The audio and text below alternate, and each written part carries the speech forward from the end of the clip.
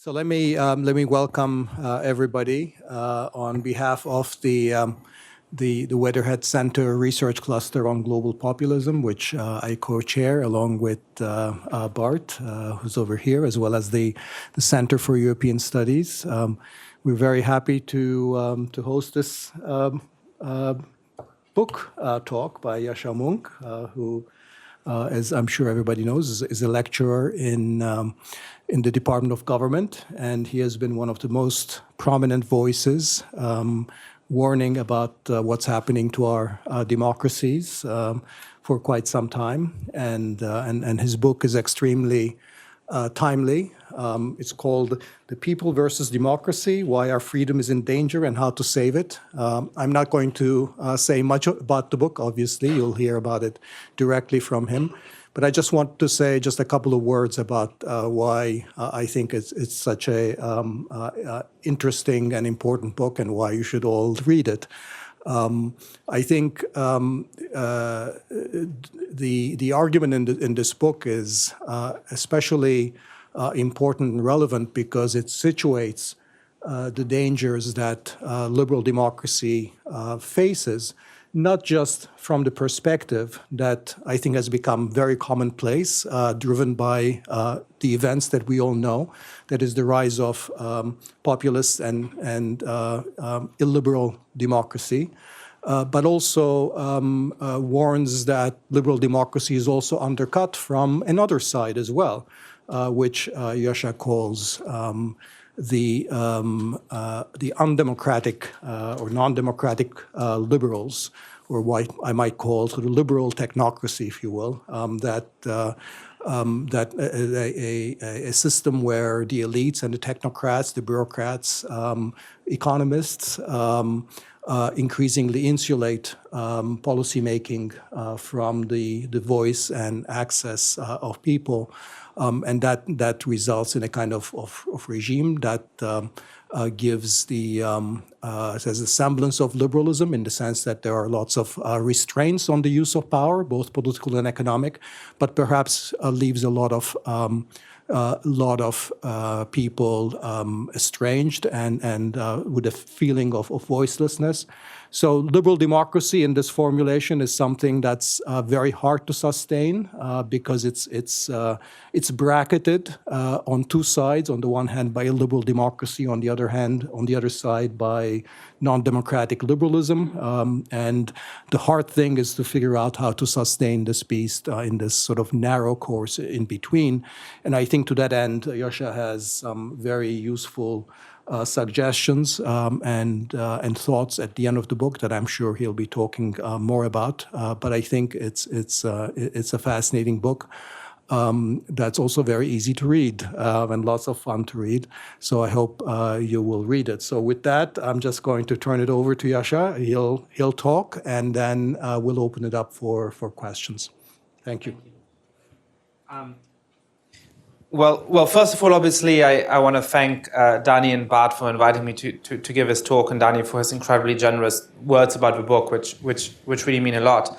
I also want to say, just for a word, what a pleasure it is that the first sort of book event I'm doing is here, not just at the Weatherhead Center and Cluster, I believe, on Populism, which is a really important initiative in trying to help, frankly, the discipline of political science and sociology and economics to catch up to some of the developments that have been going on for a long time that we've ignored, I think, to our collective shame. Not all of us, but many people in the field, and I think it's great that Harvard is putting real resources into that. But it's also a particular pleasure to start my sort of talking about this book here in this particular room in the Center for European Studies. I was obviously a graduate student here in the Department of Government, and remember, all through my years of graduate school, sitting in these benches and listening to many people in this room talk. And so it's sort of personally very nice to give this talk here with some of my grad school advisors, Grzegorz and Peter and others in the room. So thanks for that. Speaking of Grzegorz, I was thinking about Poland. So my parents also were raised in Poland. And when I was a kid, around the kitchen table, I would always hear these jokes about the political situation when we were growing up, and I didn't entirely understand it, in part because I didn't know the names and the references and so on, but in part because there was a sort of sense of political helplessness that the jokes expressed that I couldn't quite relate to as somebody who had the luck of growing up in a liberal democracy in West Germany. But there's one joke in particular that I keep thinking back to over the last months, and it's relatively straightforward. It's about a man who works home late at night from work in the Soviet Union, and he sees another guy completely drunk, standing on the side of the road, throwing up into the gutter. And as soon as he sees that guy, he puts in a big smile, he walks over, he puts his hand on his shoulders and says, "I completely agree with your political analysis, comrade." Well, you can see why I've been relating to that joke over the last couple of years, or indeed the last couple of days.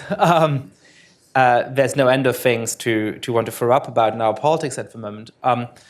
But what I've tried to do in this book is to understand what the nature of these changes are, why it is that we can once again relate to the kind of helplessness that's implicit and inherent in this story.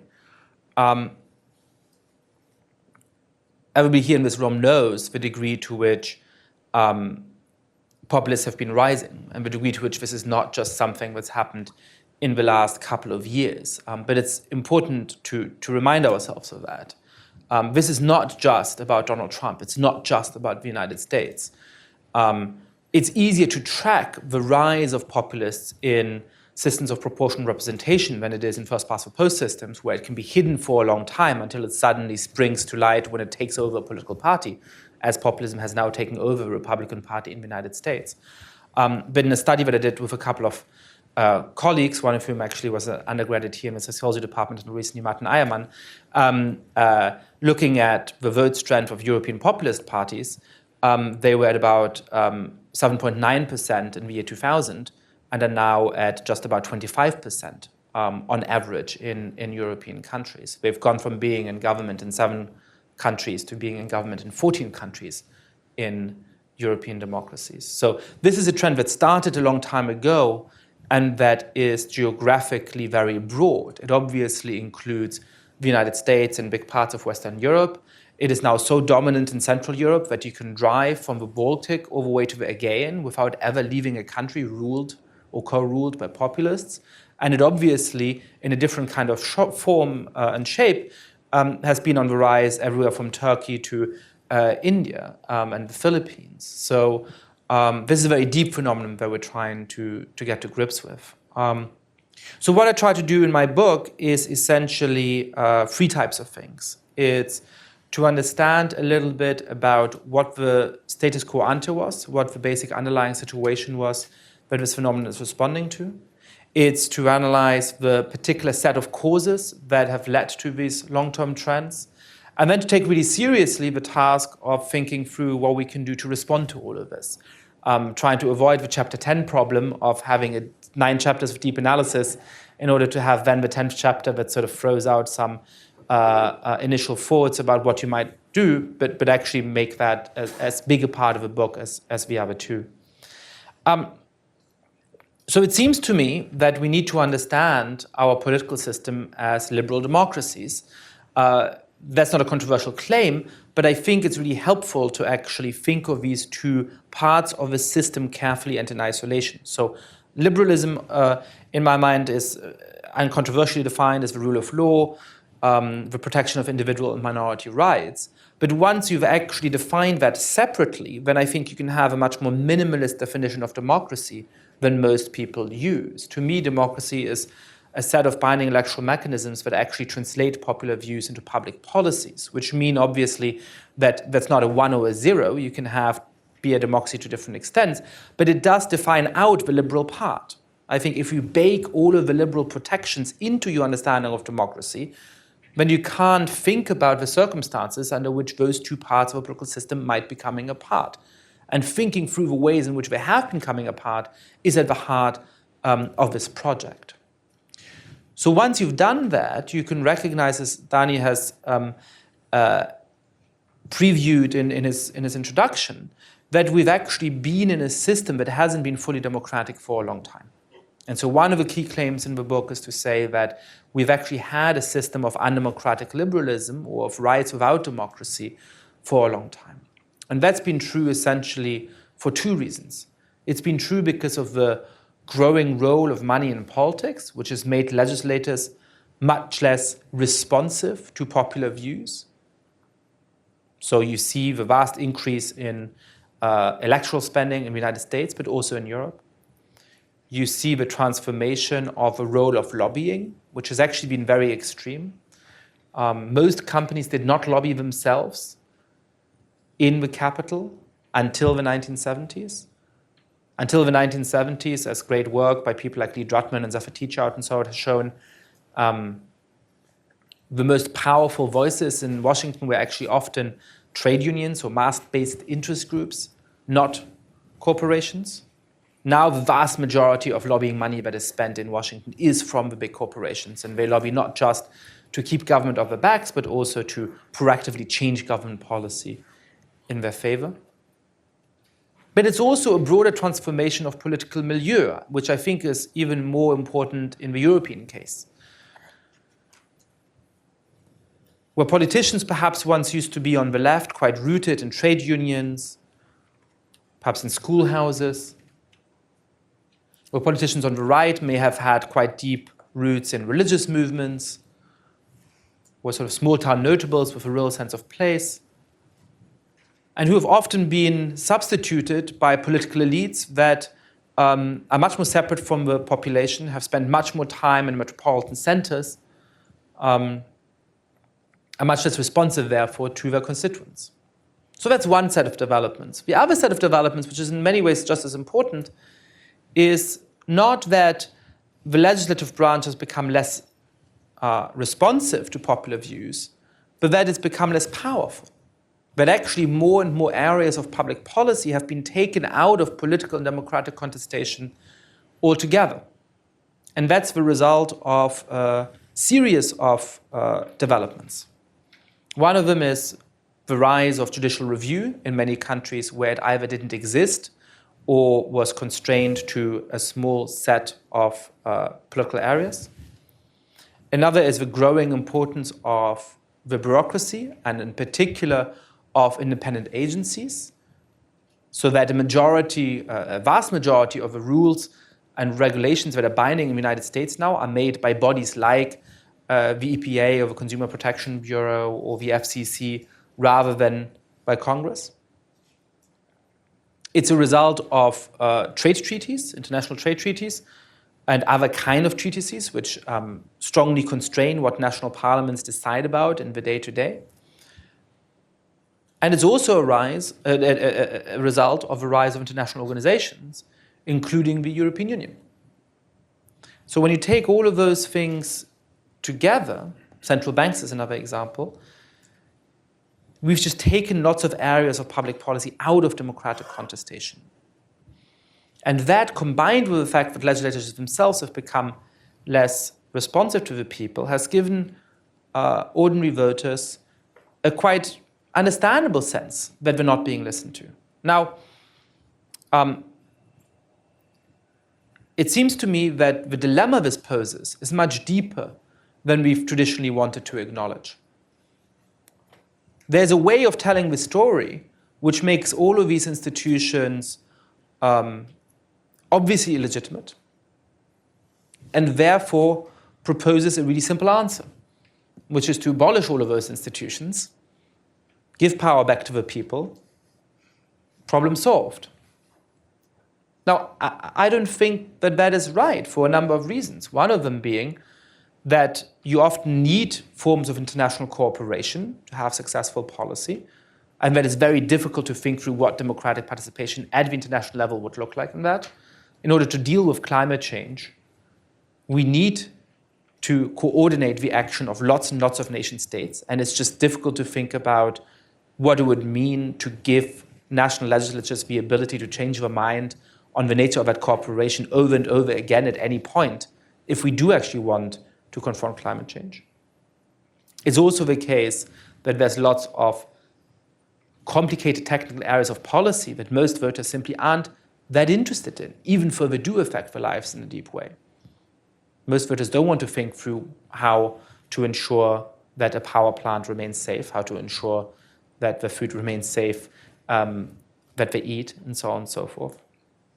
And there's a problem of lack of political interest among many parts of the population. So I think that this is actually a deep democratic dilemma which will stay with us for many decades. That on the one side, we need many of these technocratic institutions, but on the other side, the way that they're set out at the moment, they do cumulatively lead people for good reason to conclude that they no longer have a real say in the political system. There's no easy solution to that, and that's one of the things that worries me about this. Now, the flip side of rights without democracy or undemocratic liberalism is democracy without rights or illiberal democracy. And I want to defend two concepts here which have sometimes come under attack. One is the concept of populism, and the other is the concept of illiberal democracy. So there's a lot of people now who say, look, we apply the word populist so loosely to so many different people, but it's unclear that it has any real meaning. Perhaps it's just a form of political attack that is self-serving, that allows us to draw a nice distinction between sensible, moderate people and sort of barbarians we don't like, but it doesn't have any actual content. And there's a real reason why people might think that, which is that it's very difficult to come up with a set of policy positions or even a set of groups who are favored by populists. Right? Some populists are more on the libertarian end, some populists want a lot of economic redistribution. Populists like Donald Trump gain a lot of their support from victimizing religious minorities like Muslims, but there's also Muslim populists like Erdogan who gets a lot of support from victimizing anybody who is not a Muslim. Right? So there's no obvious set of characteristics we can point to. But there is, as other people have pointed out in literature, of course, a political imagination at work with populists. What populists have in common is the claim that politics is ultimately simple, that the reason why we have big political problems is not that it's difficult, for example, to keep giving people improvements in their living standards, to deal with some problems like climate change. No, they say the problem is simply that political elites are corrupt and self-serving, that they care more about minorities who aren't like you than they do about you. And so all that needs to happen is that somebody sweeps aside that elite, speaks for the people, channels the common sense of ordinary voters, and all the problems will be solved. I am your voice, Donald Trump said, channeling exactly that idea at the Republican National Convention. Now, the problem, of course, is that once people do get elected, it turns out that all of these problems aren't so simple to solve. Who knew that things could be so complicated? Who knew that healthcare was so complicated? Who knew that dealing with North Korea was so complicated? Now, the easy solution would be to own up to your mistakes and say, you know what, actually politics is hard, and I'm sorry, I'm not going to be able to deliver everything on you. But that's not what populists tend to do. What they do is the illiberal element. It is to start blaming others for their failures by railing against the free press, by saying that independent institutions that are doing their job are illegitimate, by attacking the judiciary, by calling their loyal adversaries enemies of the people. And obviously we've seen all of that play out in the United States with striking rapidity over the last 14 or 15 months.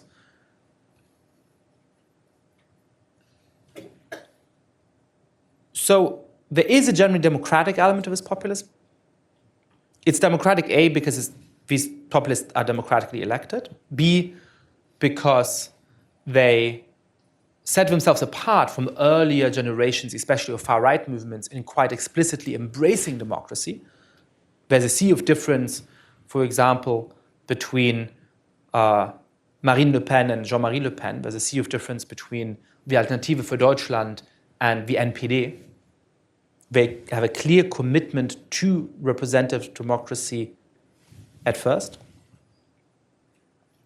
They often use mechanisms like popular referenda precisely in order to leverage the fact that some of their political positions are in fact very popular.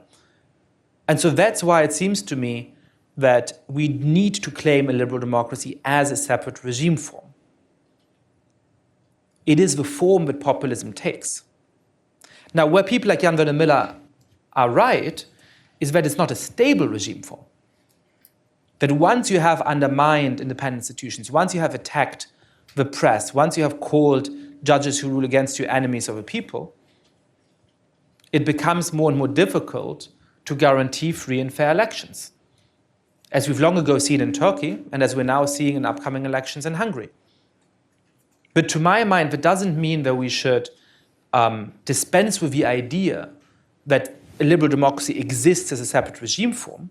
It is to recognize it as a separate regime form that is often of limited duration and always in danger of degenerating into outright dictatorship.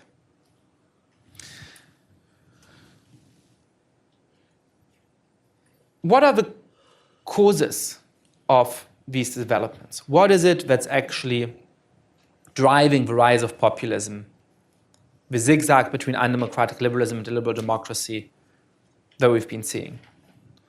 Well, in the book, I suggest that there's essentially three kinds of reasons. And I think the three reasons of slightly different standing, but of slightly different kind. But the guiding thought to me has to be about scope conditions. So I keep thinking back to this lovely story that I'm sure a lot of you know from Bertrand Russell, who tells the story of a chicken on a farm. And all of the, he lives very happily and he enjoys the farm.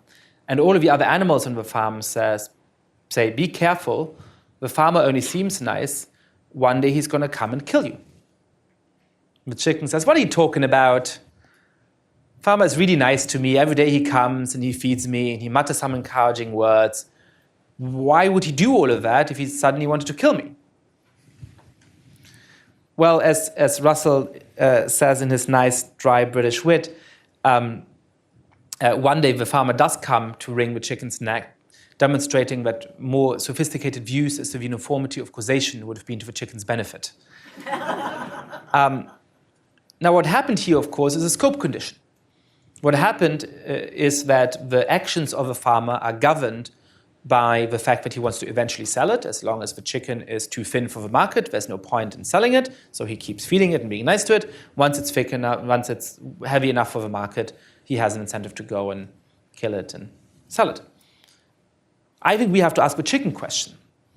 In what ways is the remarkable stability of liberal democracy, which people from Adam Przeworski to lots of other scholars have long remarked on, potentially conditioned on background conditions that are now no longer in place, that have changed? What are the three big ways, or however many ways, in which the current reality may be different from the 50-year period in which liberal democracy was an astoundingly stable system in affluent countries? Well, I think that there's at least three obvious ones, and that there's not just evidence in the fact that these are quite new developments, but also lots of internal evidence to suggest that these are plausible causes. And I think they take different forms. So the first one of them is the economy, which to me is the sort of background driver of a lot of this. So from 1935 to 1960, the living standard of the average American doubled. From 1960 to 1985, the living standard of the average American doubled. From 1985 until today, it's remained flat. And that really changes how people think about politics. It's not that they ever used to love politicians or had complete trust in people in Washington, D.C., but I do think that there was a deep sense in which people said, well, you know what, in the end, my life is vastly better than that of my parents. The life of my children is probably going to be better still. let's give a political system and let's give politicians the benefit of a doubt. Now people say, I don't really do any better than my parents did. My kids are going to probably do worse than me. So let's throw some shit against the wall and see what sticks. In the debate over the last year or two, there's been a lot of political science studies that look at the wage distribution of people who voted for Trump versus other candidates in the Republican primaries, or who voted for Trump versus Hillary Clinton in the general election, and came to the conclusion that it can't have anything to do with the economy because the patterns are not very clear. Now, it seems to me that that is overly simplistic for a whole number of reasons. One of them is that it's not necessarily the poorest people who are attracted to the populists.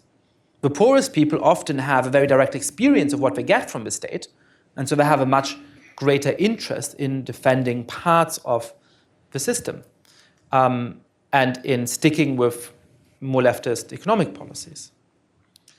The parts of the population that have historically always been most attracted to anti-democratic politics are ones that have a very acute sense and fear of economic decline. So that's not the very poorest, it's the lower middle class and the middle class. And so it's not surprising that you can look at all kinds of economic measures that show a very clear correlation between people who have a reason to be optimistic about the future and people who are less likely to vote for populists. So over the last year or two, we've seen studies that show an incredibly tight correlation between the amount of investment in a county and the vote share for Donald Trump. Incredibly tight correlations between the level of education in a county and voting for Donald Trump. Incredibly strong correlation even between what the share of jobs in your county is that is likely to be automated over the next decade and who votes for Donald Trump.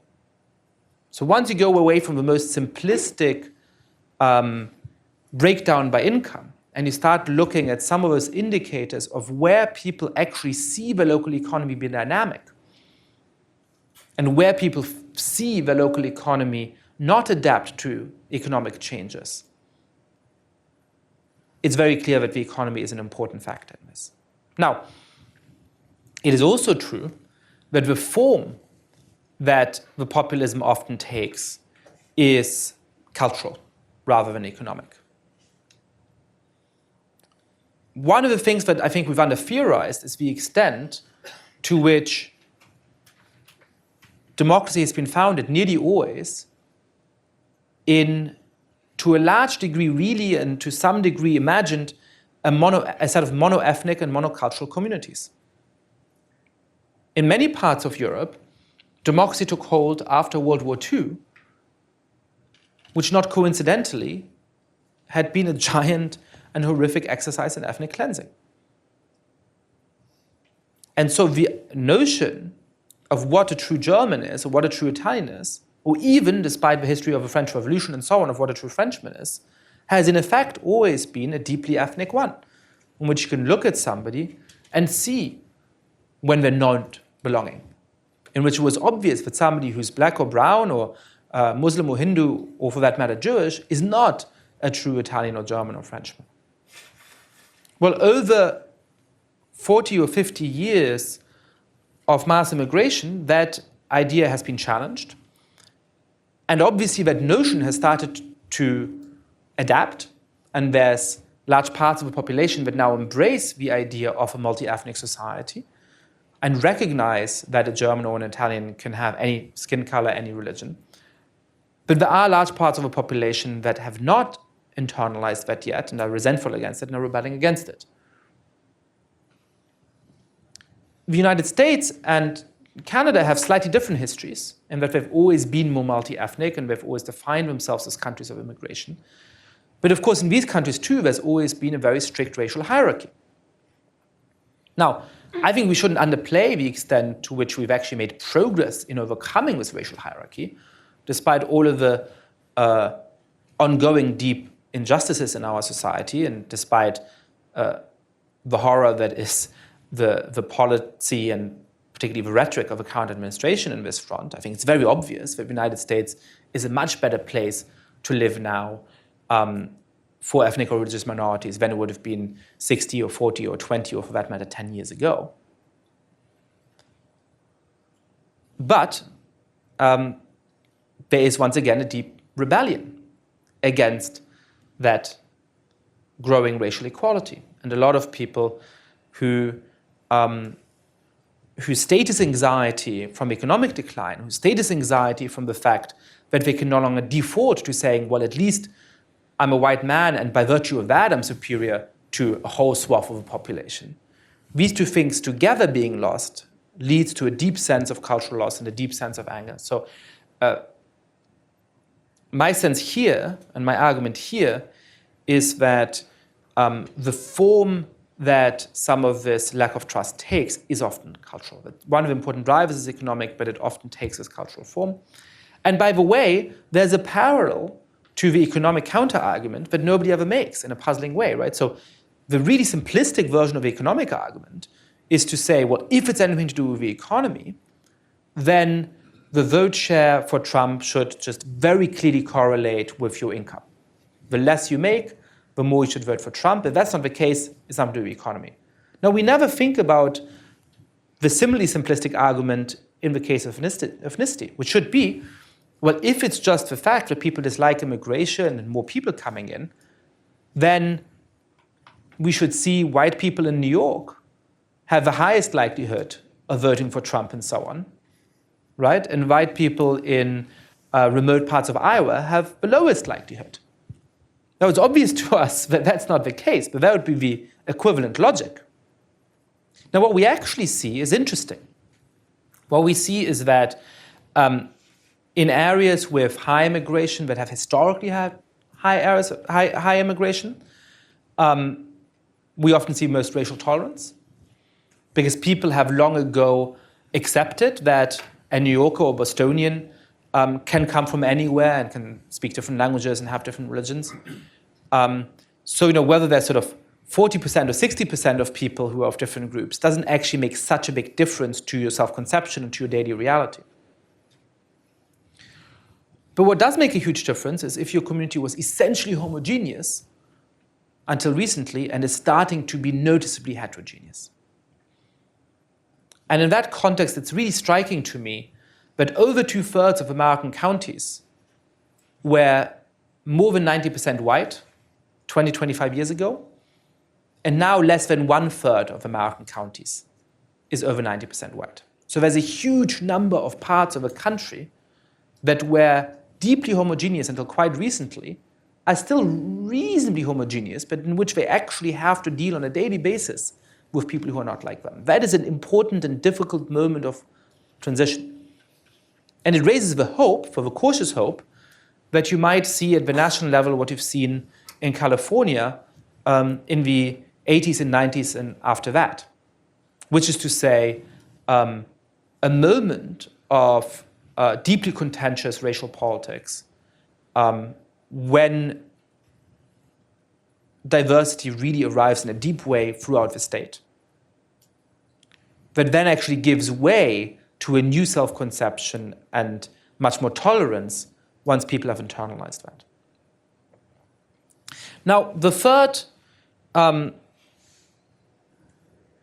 point is obviously the rise of the internet and of social media. And, it's, I have to say that I've always had a little bit of resistance to this. It seems too easy as an explanation, and it's sort of a little too hyped an explanation. And I've always, when I read people saying, for example, that the invention of Facebook or of Twitter is, like the invention of a printing press, I always wanted to sort of scream that that seems a little too simple. But there are some striking facts here. I mean, one striking fact is that a dozen years after the invention of the printing press,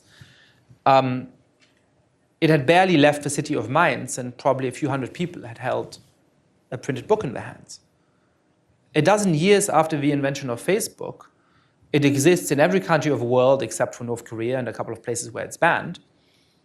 And it has 2 billion monthly active users. So the rate of dissemination of these technologies is absolutely astounding. And the way to think about its nature, I think, is in 2 steps. So what the printing press allowed was much more effective one-to-many communication.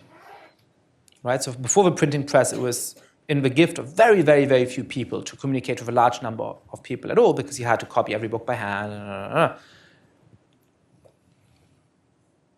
After the invention of the printing press, it was possible for a few people with political influence or considerable capital to print books and thereby disseminate their ideas. And that obviously had hugely destabilizing effects on European history. Well, in some ways, that's the world we're still in 1992.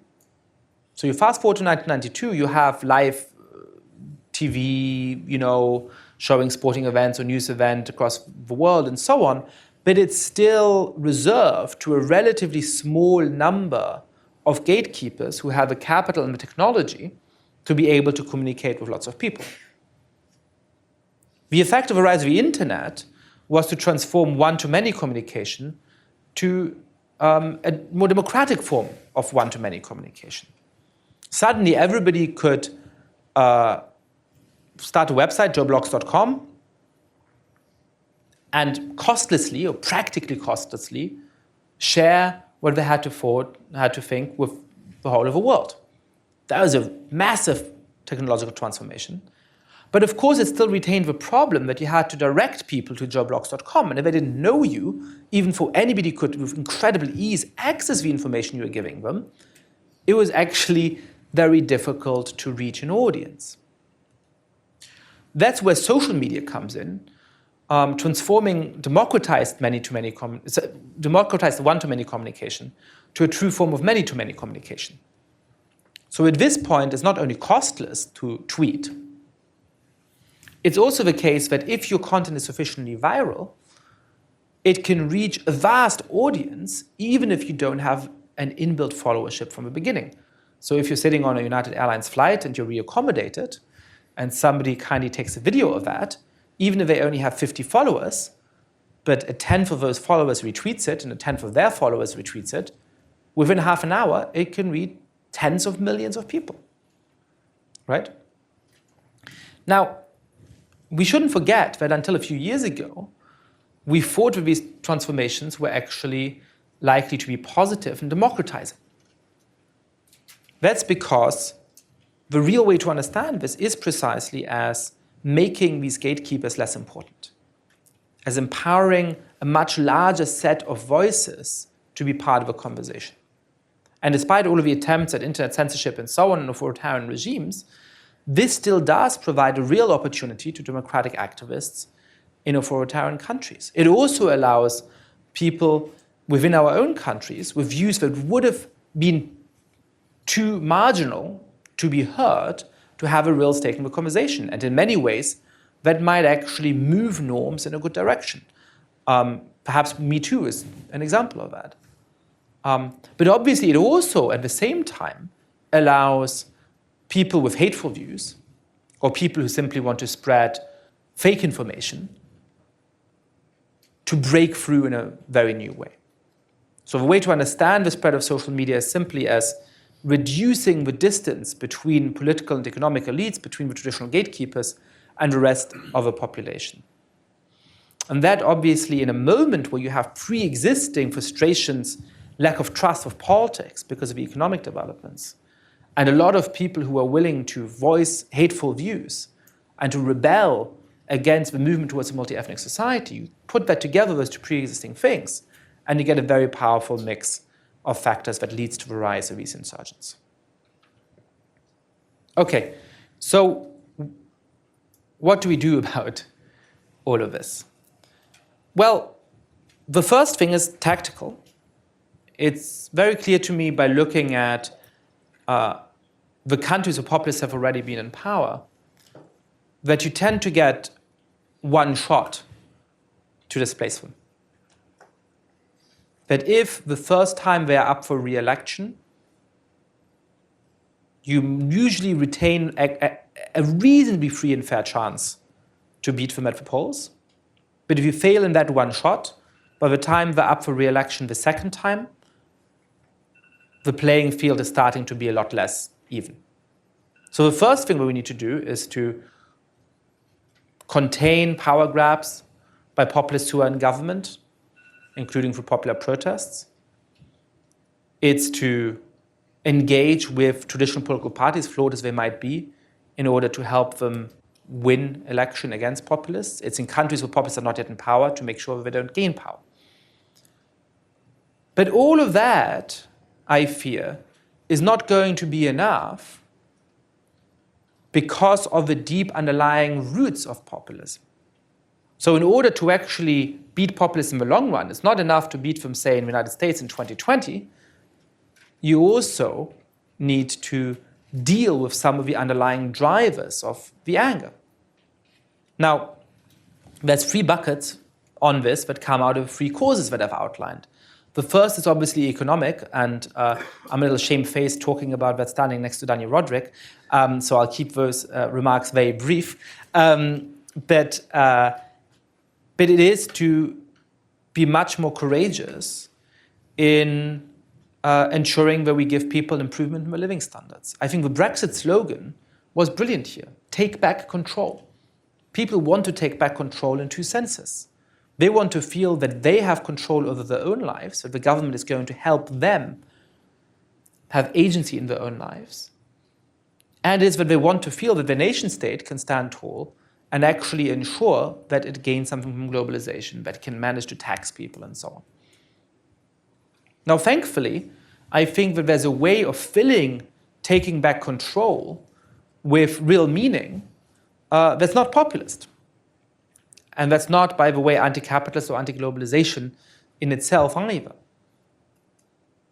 And it's to go back, in good part, to what the main asset of a nation state and part of its definition has always been, and that's territory.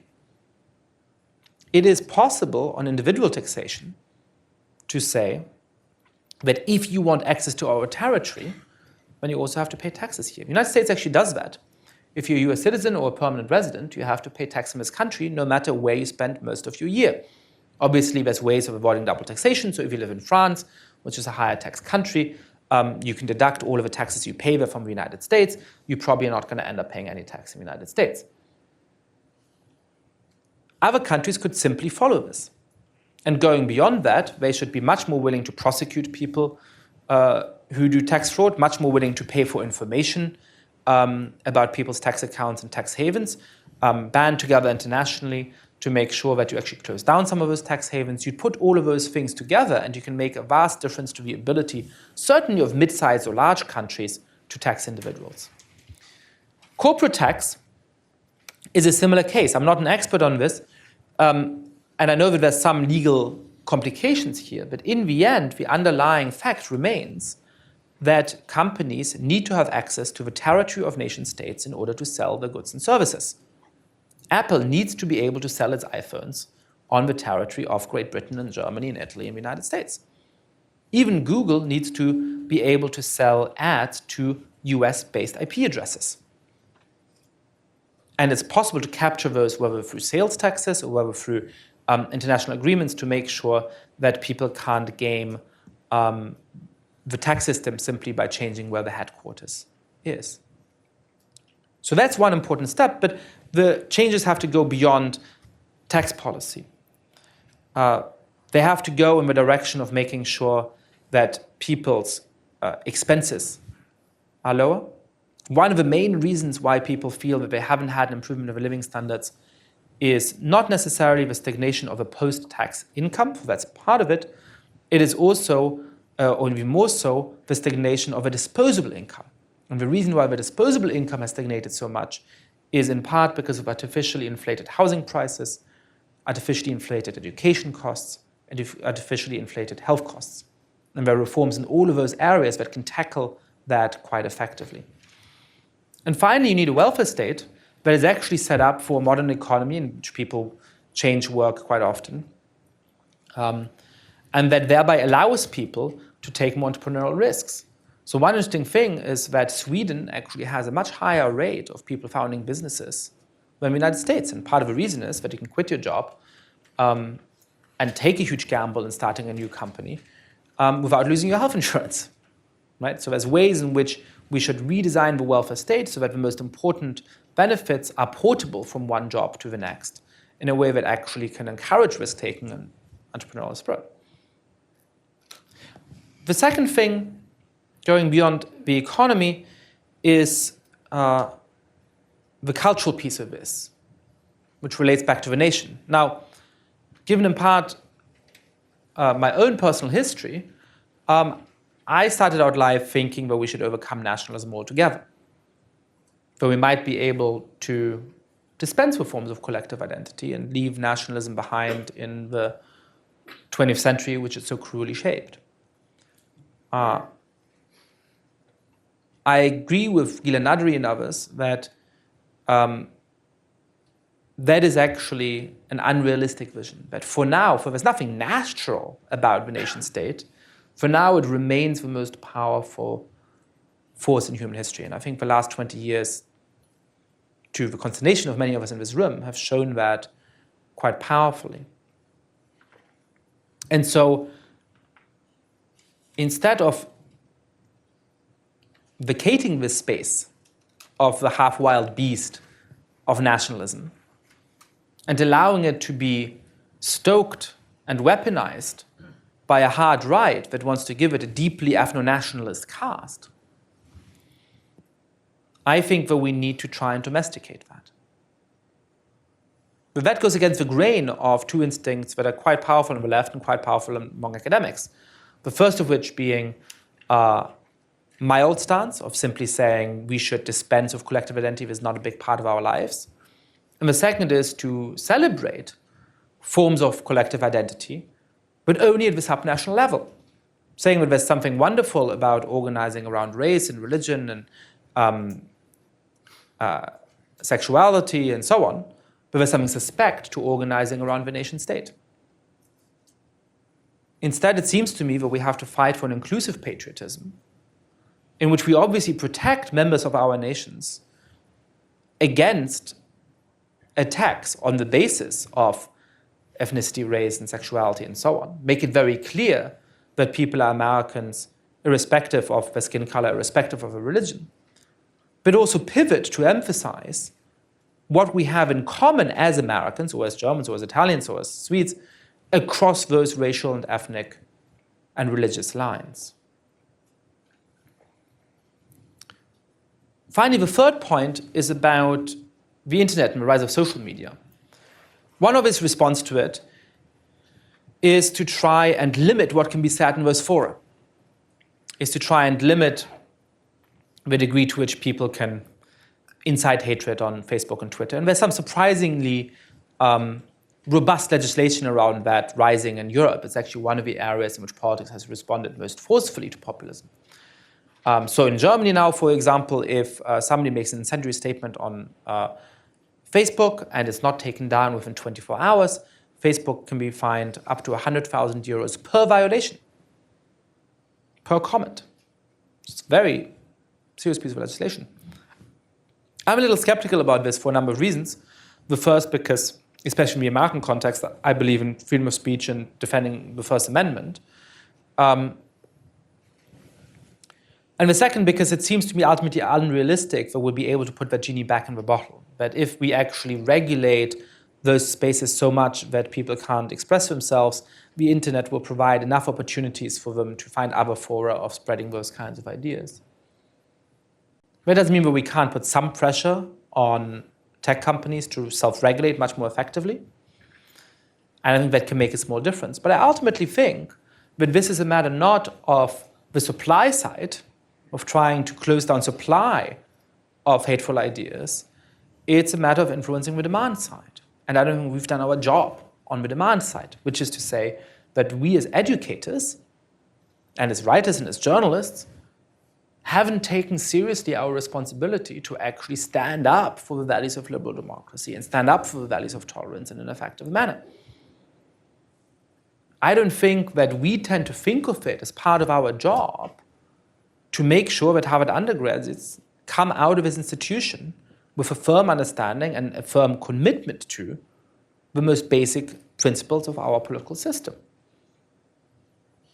And that, in the long run, seems to me to be suicidal in the way that political theorists of self-governing entities have understood from Plato to Aristotle and from Machiavelli to Rousseau. It has always been at the very core of Republican and later democratic thought to think about how you actually transmit the values of our political system to the next generation.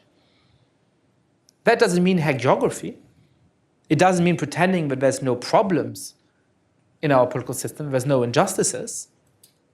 Of course, there are deep injustices in our countries, and of course, part of a good education should be to equip students to recognize those and think about how to fight them and to overcome them.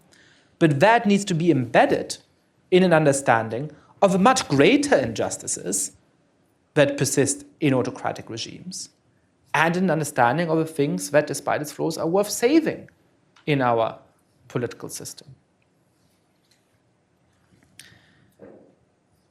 So I want to obviously leave lots of time for questions. I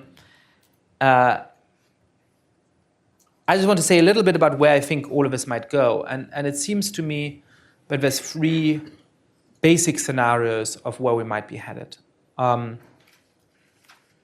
One is that the populists take over and essentially undermine democracy so quickly and so effectively that we will devolve into dictatorships in a whole lot of countries. Now, when you look at the international stage, it is clear that this has essentially happened in Russia and Turkey. It seems to be happening in Hungary, where after a ruling by the partisan electoral commission, opposition parties essentially have no money left to fight the election. So it is not a free and fair election. It may be happening in Poland, where we see a very rapid and concerning transformation of a political system. And I don't think that anything excludes the possibility that it might happen in the United States. Thankfully, it's a much more federal country. It's much more difficult to do what Orban did in Hungary and take over the electoral commission, because there's 2,734 electoral commissions or whatever it is. At the state, county, and local level. But if Trump gets reelected, I do think that there's a very real danger that the rapid transformation and erosion of our democratic norms that we're seeing every day in the headlines and that Steve Levitsky and Dan Ziblatt described brilliantly in the recent book, does real damage by 2024. On balance, I still find that to be the least likely option. So perhaps there's a more optimistic scenario in which Democrats retake the House or the Senate or both in the midterm elections that are coming up, in which an upstanding Democratic politician, small d Democratic politician, takes over the presidency in 2020. People realize the horror show of authoritarian populism, and they become vaccinated against it. They recognize all of the importance of the democratic values that we've taken for granted for too long. I think there is a road towards that. I think that's possible. But I'm a little skeptical, because when you look at the universe of populist countries, once populism infects the politics, it rarely goes away completely, as we're seeing, for example, with the comeback of Fujimori in Peru and the comeback of Berlusconi in Italy, just in the last weeks. And so the thing that actually keeps haunting me is what I like to call the Roman scenario. So you have the rise of a Gracchi at the end of the 2nd century BC. There's a moment of political turmoil that's not entirely dissimilar to what we're seeing today. For I don't want to liken the Gracchi to Trump exactly, but you certainly see a clash of different groups that is surprisingly similar. And then the elder Gracchus is killed, and things go back to normal for 10 years. And then his younger brother gets elected, and the underlying tensions spring back into the foreground. And then he too is killed and goes back to being normal for a whole bunch of years. And then another popularis gets elected. And you get a cycle that over the course of, in the Roman case, 75, 100 years, actually destroys the Republican institutions. That's the fear that I would have for a country like the United States. It's not that Trump and his successors take over and rule continuously, but it's that we keep veering from moments of populism to moments of political normalcy, and over the course of 30, 40, 50 years, the political system buckles under that pressure. Thanks.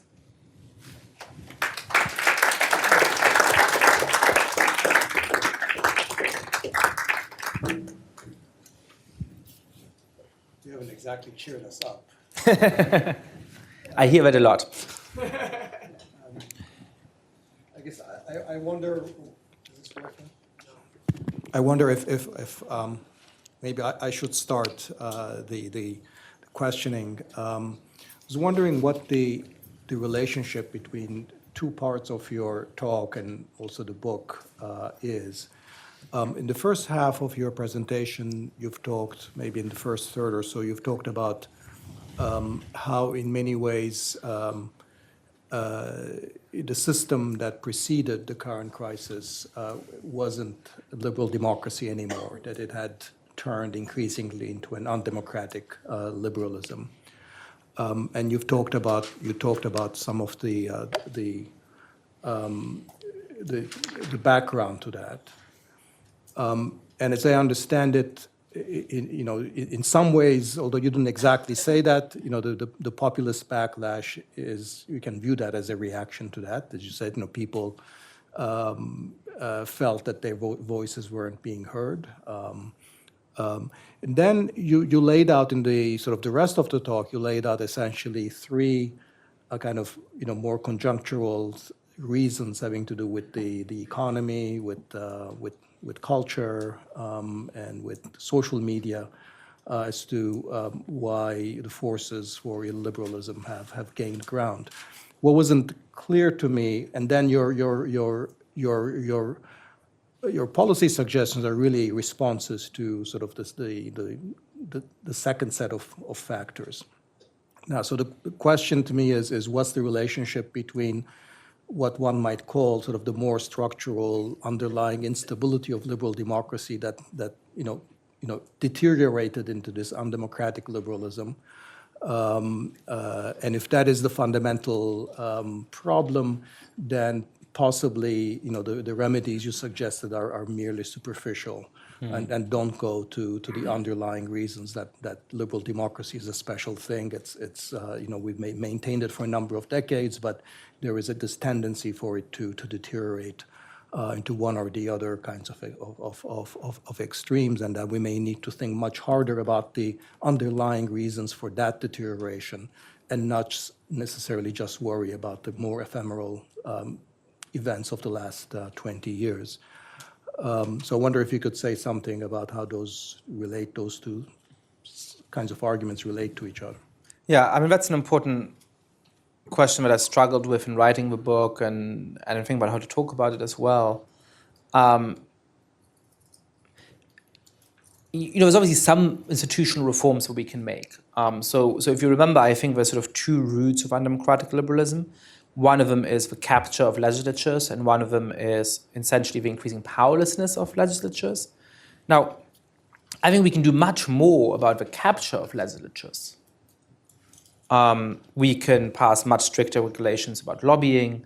We can increase the capacity of Congress and parliaments. I mean, especially in the case of Congress, a lot of the problem is that they have incredibly fast staff turnover, that they have real trouble attracting senior staff, but we also have 23-year-olds who are there for 9 months and then they go work for lobbyists because it's so much more attractive, right? So there's all kinds of things. We can bar the revolving door between legislators and lobbyists to make sure that people who are voting on how the oil industry is regulated don't then 5 months later go and take a really senior job in the oil industry, and obviously have a sense that it might do that prospectively and so on. We obviously need to change campaign financing, especially in the United States, for also in Europe, where the campaign finance system is, I think, more problematic than people tend to realize. So there's lots of things that we can do there. And I do talk about that in the book a bit. I think there's much less we can do about, the technocratic dilemma. Not being nearly as accomplished as Dani, I haven't quite figured out how to incorporate trilemmas into my writing yet, so I'm still stuck with dilemmas. But I do think that there's a powerful problem there, that if you abolish these technocratic institutions, now some may simply be abolished, right? Some maybe bureaucratic access and so on, but by and large, even some of the ones I mentioned, I think do good work, right? I mean, the Environmental Protection Agency and the Consumer Protection Bureau, I think by and large, have done good work and have actually counteracted some of the other causes that I've talked about, right? So I don't think the solution is simply to abolish them. But at the same time, I see why people feel that democracy is kind of a scam. And by the way, I think there's an interesting way that I haven't yet quite thought through, in which the internet accentuates that as well. I mean, one way of thinking about the history of democracy is that there's always been a kind of democratic myth. Our countries weren't founded as democracies. Obviously, the United States wasn't founded as a democracy. That's true in many ways for Great Britain and some other European countries as well. But we had this sort of democratic myth, which is that, was a latter-day invention, which is that, it's not really possible for all of us to assemble in one place and vote on things directly. So representative democracy is the closest we can come to real democracy under modern circumstances. Now, I don't think that was ever quite true. You could have always had a sort of republic of councils or, direct referenda and so on and so forth. But it was plausible enough that people sort of believed that. And it's one of the things that made the system stable. Now, with the rise of social media and the internet, in which people have this daily experience of, clicking like and the thing lights up for a moment, as do sort of my reward centers in my brain, and the 3 jumps to a 4, right? Or watching, The Voice and voting for who you want to win the competition, right? And you see the result 2 hours later and something happens, right? One person is sad, one person is happy. That's an experience of direct democracy that I think erodes that underlying democratic myth, that makes it more difficult for digital natives to think, well, yeah, our system is democratic. I mean, how else would we rule ourselves, right? Now, again, the dilemma there is I don't think that people want to rule themselves directly. I don't think that they want to give so much effort to politics. I don't think they want to vote on whatever is in front of Congress today or figure out how to, fund the government. But it is eroding the legitimacy of the system. And so yeah, part of the problem is that I think ultimately there may not be a great solution to that. And so I'd invoke sort of James Q. Wilson saying that you're right, that I think the deepest cause of that is the rise of technocracy, is the rise of rights about democracy. But there may be limited things we can do about that, and so we should focus on the causes that we can do something about rather than the underlying ones. Okay. I have some more questions about that, but I see some hands. Bart? Thanks, this was great. I also felt the slight tension between the first, piece and the second, more immediate causal factors that led to the current crisis or leading to it. I wonder why you really need the argument about the crisis of democratic attitudes and pro-democratic sentiments, which in some ways seems to have the weakest empirical standing, versus the other things you mentioned, the cultural, economic, and maybe the social media one, which I agree with you. I was also skeptical, but I'm including it became a matter. Wouldn't those be enough to explain what's going on today? That is, it's not clear that pro-democratic sentiments are actually decreasing, that they're weaker among the young. I mean, I know you made this argument and there's some debate about it, but setting that aside, the other causes seem powerful enough. And then it seems to me that then we get to your recommendations, which are really interesting. Normally, as you mentioned, most people can do throwaways in terms of policy at the end of the book, and so usually we leave those alone. But in your case, you set yourself up by saying that this is important to you. This is a big part of the book. So I wonder, how do we get from broad principles, which you've outlined, to actual pragmatic steps to get there, right? So you can say, well, we should tax more fairly, or we should have universal healthcare all around. But how do you actually get there? Or you can say we should have an inclusive patriotism. That's great, but based on what? And if you look at what happens in the Netherlands, for instance, or all across Western and Northern Europe, You've got a civic nationalism that's supposed to be inclusive, that's progressive, that's about women's rights, human rights, about rights for sexual minorities, etc. And that's actually what's being turned against Muslims, right, in a really interesting way, right, where liberal nationalism becomes exclusionary. And you can go through all of this, or restricting content online. I mean, that's an autocrat's and authoritarian's dream, which is really, really dangerous, slippery slope. So I guess I wonder whether we really have the answers, and how do we go from the general principles you've outlined to actual concrete steps? Who would do it? How would you do it? What would you prioritize first? Yeah. So a few thoughts. I mean, first, the part of the book that I haven't talked much about today, in part because I'm sure sort of a bunch of people in this room have followed this debate a little bit and so on, is the bit about democratic attitudes. And I would say two things about that. I mean, the first is that not all of the evidence there is in yet. I think essentially, in the end, we're going to have to wait for the next wave of the World Value Survey, and that'll pretty definitively settle the debate one way or the other, I imagine. But going off of existing evidence, I do think that actually quite strongly does suggest that we're right. And there's some new polls that have come in over the course of the last year that are quite striking. So, for example, there's a poll that asks one of the typical World Value Survey questions about which I have in some versions of the book, not the American version, but the European versions. What do you think of a strongman leader who doesn't have to bother with parliament and elections?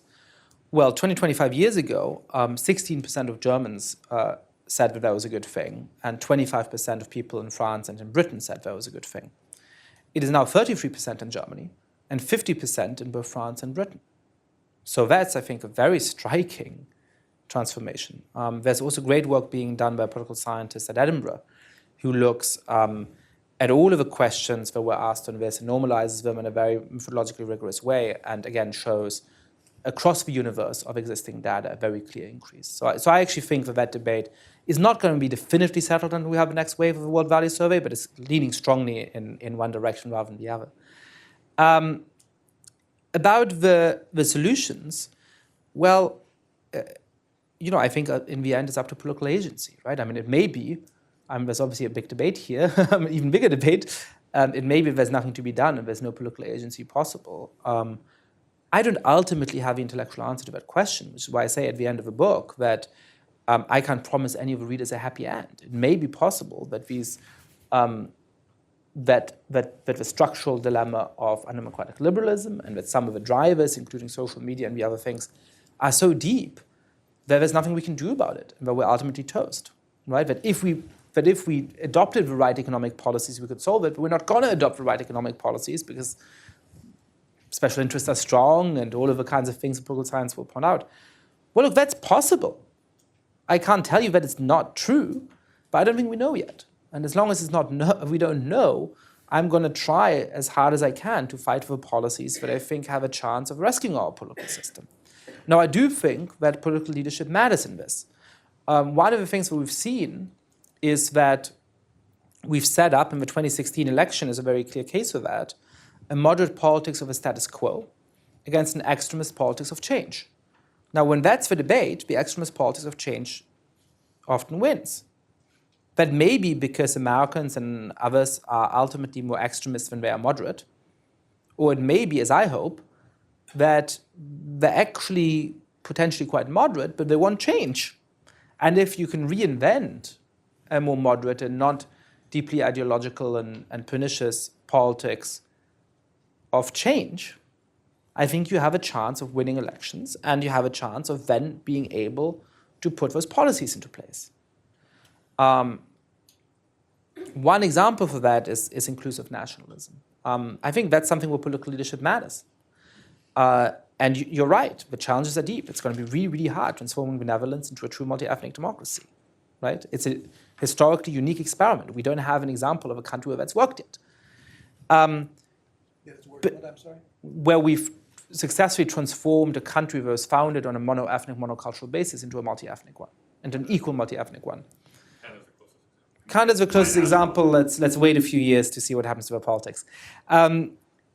But for example, in France, I think Macron at least had the right rhetoric around that in the campaign. And we'll see how much of a difference that makes. But as to cite the speech that he held in Marseille, which I think Art probably blogged about at the time, in which which is very powerful. He said, look, I'm in this city of 2,000 years of immigration and of history. And what do I see in this room? I see people from Mali, and I see people from Algeria, and I see people from Italy. But what do I see? I see the people of Marseille. What do I see? I see the people of France. Look here, ladies and gentlemen of the Front National, this is what it means to be proud to be French.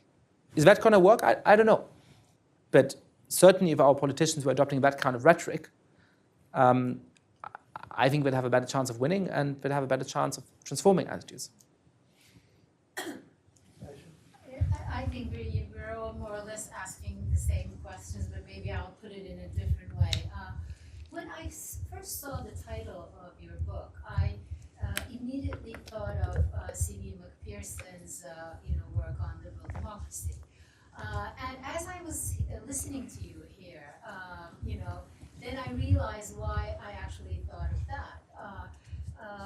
McPherson's work basically, is the innate problems of liberal democracy, that it is endemic to liberal democracy. It's a structural issue. Like if you try to fit in the idea of freedoms onto a class-divided society, you're bound to fail, basically, right? It's just not going to happen. So there's an innate paradox within liberal democracy, probably based on a deficient idea of rights, based on possessive individualism, right? So once it is that innate and structural, you just have to wait for it to run its course, basically, because there's not much you can do about it.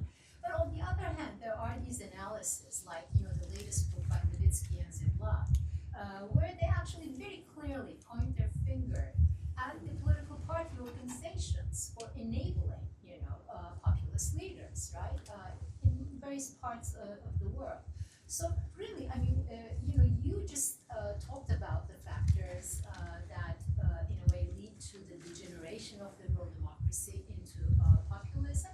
And I think your work, in a way, stands somewhere in between McPherson and Levitsky and Ziblatt. You're not exactly pointing fingers to a political institution because you're looking at the society, I think.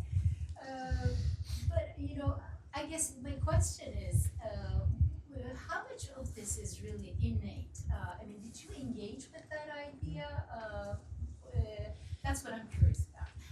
Yeah, so I don't know that Dan and Steve take a view on that. I think the book focuses on one aspect of that, right? I think the way that you describe the book, I don't think that's fair to them, but the way that you describe the book, I think there would be an obvious sort of gotcha for them, right? Which is, well, why is this happening everywhere at the same time, right?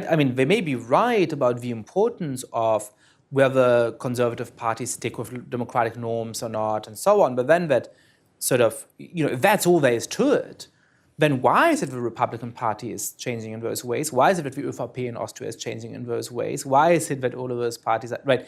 There must surely be reasons behind that. Now, I think that that is not the project of the book, right, to explain that. They describe how dangerous it is when they do, and they describe that phenomenon, and that's doing phenomenal work in alerting Americans, for example, to the dangers of how the Republican Party is acting. I think that's a tremendous contribution. But obviously you then also need a different level of analysis to try and understand why it is that that's been happening. Now, sort of, I would say it's accurate to say that I'm somewhere between that and the sort of deep, it's just baked in, right? Now, it may be more baked into our political system now than it was 50 years ago. Part of it I don't think is. I think part of this is political capture and the need for reform of political institutions that isn't inherent at all. And when I was talking about the ways in which legislatures are captured because of the role of money in politics, I don't think that's baked into the structure of democracies. It's baked into the current American political system because of a number of ways in which it went wrong. And I think it's in theory possible to change that and reform that. I also think that there's been a change in the last 50 years, which is the rise of many more responsibilities for the states, the rise of a much more complex economy, a much more internationally, obviously, interdependent economy.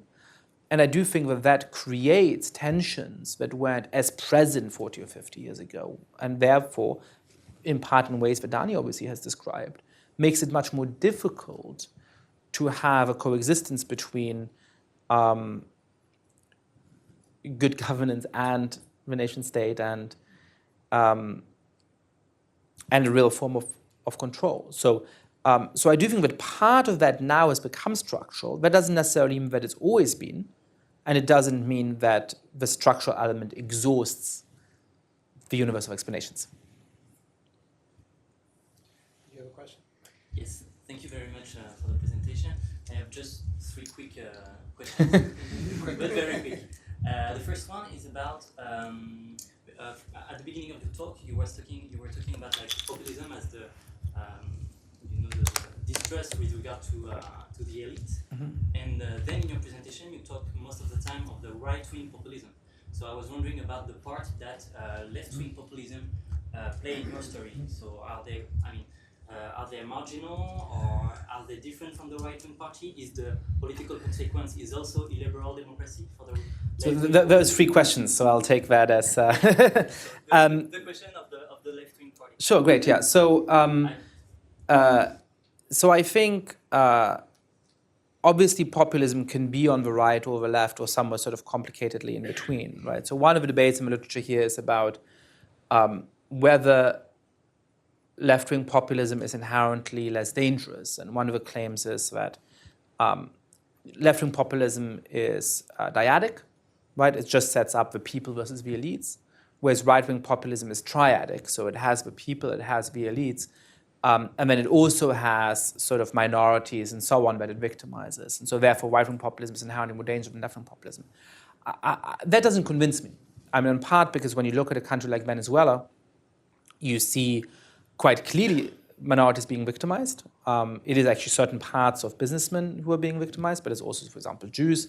It's also often foreigners in the country and so on, right? So I don't think that idea of a dyadic populism actually maps onto countries where left populism has truly taken over. I also think that we sort of have a measurement problem there, or classification problem, right? So people want to say that the 5-star movement is not a left-wing movement. I think that's right. When you look at the 5-star movement today, it's not in any obvious sense left-wing. But I think if you go back to Beppe Grillo's rhetoric and how he was perceived and who his supporters were at the beginning of his rise, it would have been reasonably obvious to call it a left-wing movement. Why do we no longer call it a left-wing movement? Because it started to victimize immigrants and minorities, right? So there's this sort of odd thing where we say, well, left-wing populism isn't really dangerous because it doesn't have the attribute of victimizing minorities. And then the moment it starts to do that, we cease calling it a left-wing populist movement. So I think left-wing populism obviously exists, and I think it's dangerous. I think, though, that in many ways, in countries like the United States and in much of Northern Europe, Southern Europe may be a slightly different case, the main danger from left-wing populism is not that it's going to take over, as it did in Venezuela, it's that it's going to weaken the democratic coalition and make people unwilling to come to the defense of liberal democratic institutions. And that's something that, frankly, I've seen even in parts of the left in the United States over the last years, where people are so focused on the injustices in the country and the way in which the Republican Party has always had shortcomings, that rather than saying, as for example, Levitsky and Ziblatt do, that there's always been problems with the Republican Party and now they've become much worse and it's really become an undemocratic party in certain ways, they say there's just no difference at all between Ronald Reagan and George W. Bush on the one side and Donald Trump on the other. And there's people in the Harvard faculty who keep saying that on Twitter and so on, right? And I think that is cynical and frankly, analytically, shockingly inaccurate.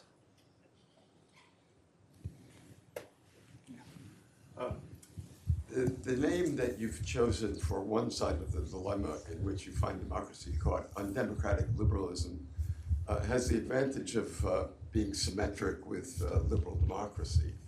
But I wonder if it isn't unfair in a certain way to the technocratic institutions that you're describing, because it suggests that they're all alike, that there's no difference, for example, between Jacques Delors' European Union and Manuel Barroso's European Union.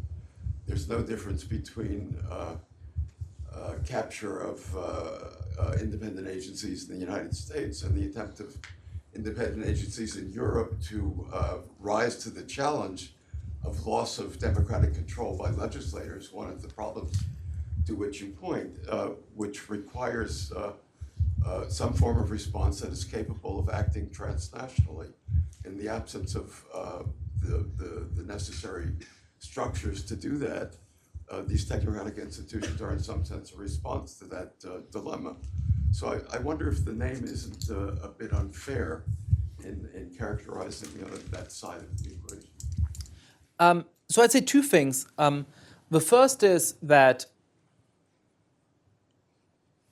to the degree to which there's a tension between different values, I can call them undemocratic and yet recognize that they do important work, right? I mean, that is the nature of the dilemma to me, right? I mean, I think that the Consumer Financial Protection Bureau is in some ways an undemocratic institution, but it's also one that's made life for millions of Americans better.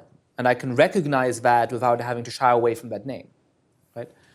The other thing I would say is that actually you could make the same critique of a liberal democracy, right? I mean, it's not as though a liberal democracy is 1 or 0.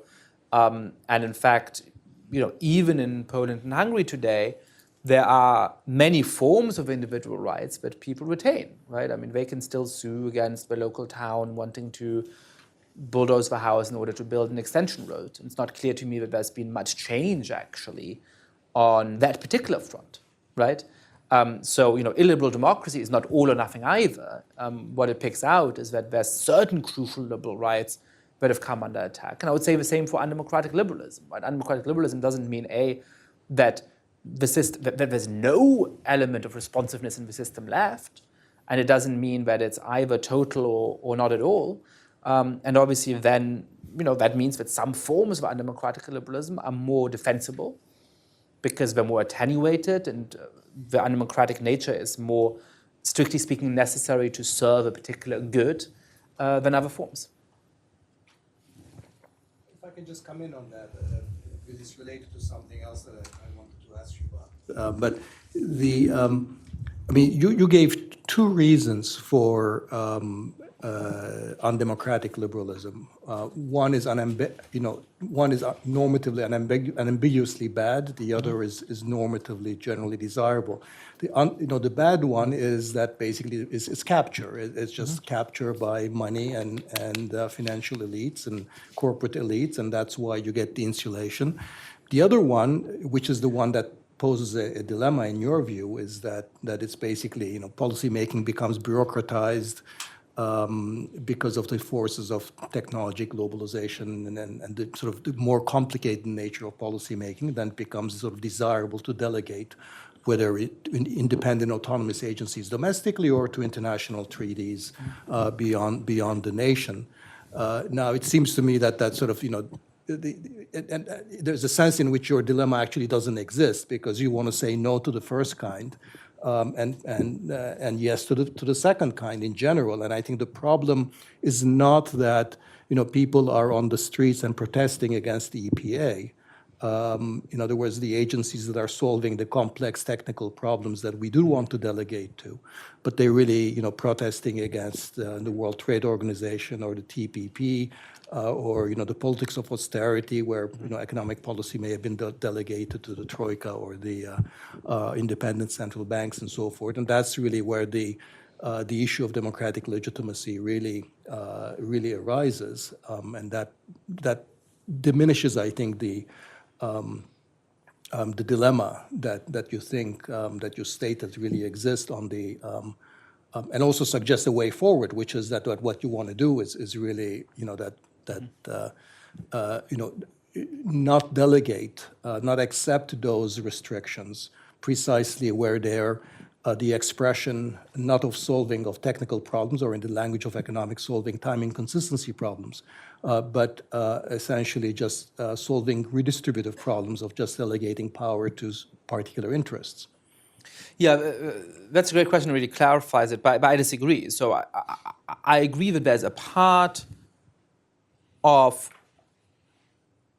undemocratic liberalism that's not part of the dilemma, right? And this conversation has helped me clarify that in my own mind, right? So there's part of undemocratic liberalism consists in part of capture that is straightforwardly normatively bad, And there, the answer is in theory easy, which is get rid of a capture. It might be difficult to do, but right.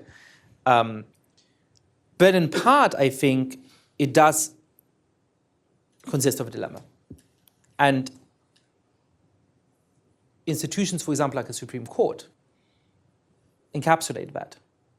I do think that there's really problematic effects of a way in which, when you go back for the last 50 or 60 years of American history, a ton of the most important decisions in the country about the death penalty, about abortion, about healthcare, about desegregation, about all of those things were made by the Supreme Court.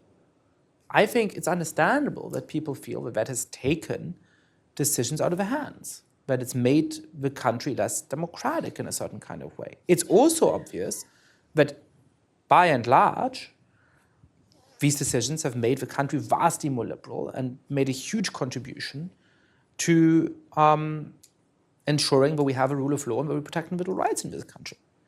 And that, I think, is a real dilemma. Now, the only way of solving that is through attitudes. Through attitudes. In the end, the only way to hold together liberalism and democracy is by convincing people to vote for liberal policies and politicians. Not liberal, obviously, in the liberal conservative way, right? But if you have, as you now do in much parts of Europe, popular majorities who actually want to restrict the rights of Muslims, for example, in all kinds of deep ways, there's always going to be a fundamental challenge in holding together the two parts of our political system. And I don't think you can get rid of it by saying, well, but the technocratic institutions of a certain kind are so legitimate that the democratic problem doesn't exist. That dilemma, I think, remains real. Just I'm picking up on this administrative issue and leaving capture to the side. You don't have among any of your solutions anything that addresses the issues of the increasing need for bureaucratic responses and the sense of lack of control that gives ordinary people. I think there's a panoply of responses that we could have to that problem, but they didn't appear in your constellation of responses. And I'm just I wonder why. In other words, you don't really have to make the administrations more democratic. They're administrators, after all. You can make them more consultative, however, and you can make them more responsive. And particularly, you can sort of elevate what I would call the irritation factor to something that bureaucracies pay much more attention to and are told to pay more attention to by the political parties. Those kinds of things could be done, but you're not, maybe that's just too deep in the weeds for you. But I see this administrative agencies as being quite central to your implicit argument. And I agree with you about capture. Everyone in this room agrees about capture. But there's this other problem that even if you got rid of capture, you'd still have, but you don't address it. That's interesting, yeah. So I think quite carefully about how we can get rid of capture, and you're right that I don't think as much about how we can transform technocratic institutions to be less technocratic. Equally technocratic, but at the same time more consultative and more responsive. Right. Technocracy doesn't have built into it lack of consultation and lack of responsiveness. You could have a technocrat who saw the technocratic job as not only that an efficient solution was one that didn't meet a huge amount of resistance among the people to whom it was applied. Yeah, I guess, to some degree, the fact that I didn't dwell so much on that comes from some amount of underlying skepticism about the degree to which you can succeed in that. That in the end, for two reasons. First, because if that consultation isn't in any way coercive, I'm still somewhat skeptical about how much it actually influences bureaucratic institutions. And second, because even if it did influence them, I doubt the degree to which ordinary citizens would actually be aware of that process of consultation and be confident in the fact that it had influenced them, right? So it's not clear to me that when you take these two problems together, it would actually solve the perception of people of, well, how do I actually control the government? They say it's in my name, but is it really? But I agree that I should spend more time thinking about that, obviously. I Grigor's next, but was that a double hand? No, No, it's it's actually not. just. So, okay, we'll go Grigor, Kazakhan, and then you, and then we'll have to stop there. I would like to come back to the question Art raised and then follow on your major problem of contemporary situation, right? Those technocratic liberal institutions. Now, the paradox is deeper because those institutions emerged in response to populism.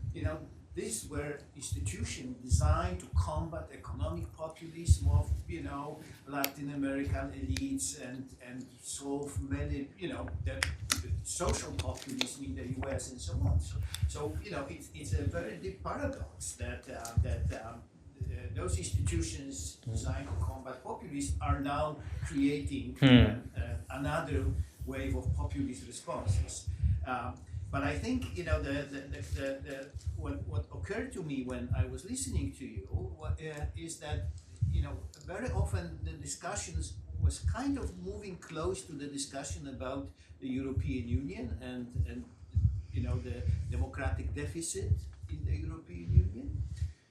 And of course, that experience is not a very happy one, how to fight democratic deficit, right? Because the moment the European Parliament has been made more important, the rights have been expanded, the powers have been expanded. At the same time, the votes, the number of people voting in European elections is going down. Those deputies, like a third of them are just completely crazy, right? And are doing things which no one would like to accept. So the next step of those people who said, well, give more power to the parliament, everything will be solved. Now they say, well, the real problem is that you need to politicize the European Union. You have to have political parties taking power within the European Union. And I think that that's kind of suggests something which you didn't mention at all. Isn't something going on with our modern parties and party systems, that those party systems are not able to aggregate the preferences in the way they used to? But I think this is not the real key, but the real key is that the parties of the old not only aggregated the preferences, but also restricted them in very dramatic way, right? The parties were offering to the electorates a number of very simple alternatives on which people could vote. And I think that modern parties, as confused as they are in many democratic societies, are not able to do that anymore. Do you think that parties are really not maybe the key in all of that? If it's okay with you, let's just take the final question. Sure. Keep thinking about that, and then you'll have the final word. Thanks for buying me the extra couple of minutes. Okay, so you had this kind of brief parenthesis right in the middle of the talk where you said, by the way, there's a tactical issue, you just get one shot to displace them. Okay, and then you moved on as if that wasn't very important to all these other things that we should be doing that will be our long-term projects. But as you sort of said, is we have one short-term, I'm not sure I agree with you. Certainly in Argentina there were 5 or 6 elections before they displaced the populists. But if you're right, then the next 2 years are essential, 3 years are essential. And I wonder if you could just say a few words more about that. In order to put all of the rest of the program into effect, we need to do something in the next 3 years. Yeah. And what's going to be done? Another easy question. Yeah. As a former technocrat, I wanted to segue from this lady talking about technocrats being more consultative, and whether people would notice, whether citizens would notice them being that, and the idea is that as an environmental engineer, we had public hearings, and the idea being that you can have bad public hearings and not so bad, or even better ones, so that there are methods to look at the system and the procedures for more consultative, less frustrating, making people feel like they can be heard. And so when they leave the room, they say, well, that was good, or, well, that was a waste of time. So the idea, of course, and to be able to have a metric where you could catch people, similar to a Yelp for Yelp for democracy, Yelp for New England-style town meetings where people go out and you can capture, get some data to say, well, how was that? And if they feel less frustrated, of course, little projects, whether it's the Tappan Zee, or big projects, whether it's the Tappan Zee Bridge or the crosswalk in front of your house or the bike lane. The idea being that if you let the engineers and the technocrats, they will drive it and they will rig the system so that it's all about what they think is going to happen, where this should go. And if they've got the microphone and if they cut people off, ordinary people, in the middle of their 3 minutes, then that one little piece is one little bit of erosion and corrosion and frustration that they might not consciously think about, but adds up. And if it adds up enough, then. So one final question, I think I overlooked, you had your hand up, right? Yeah. Really quickly. Very quickly, I mean, I like a lot when you say don't dismiss the role of economics in all these in a very simple way, just by showing correlation with wages.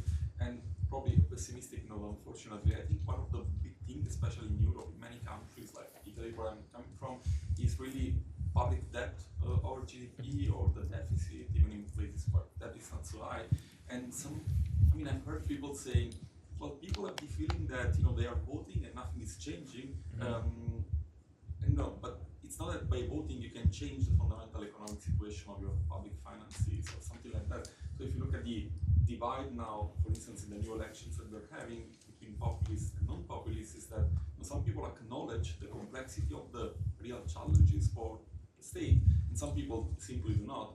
And if we think about the European Union as the institution that is, keeping an eye on public finances, is this, unliberal, or they're just letting parties face the reality in some sense? So I'm not sure whether you can really identify a clash between control and not control, but it's more about the fundamentals.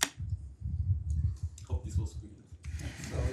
Great, that was wonderful. I'm gonna. You have plenty of time, 5 minutes. All right, very briefly. So let me start with Grzegorz. I mean, I think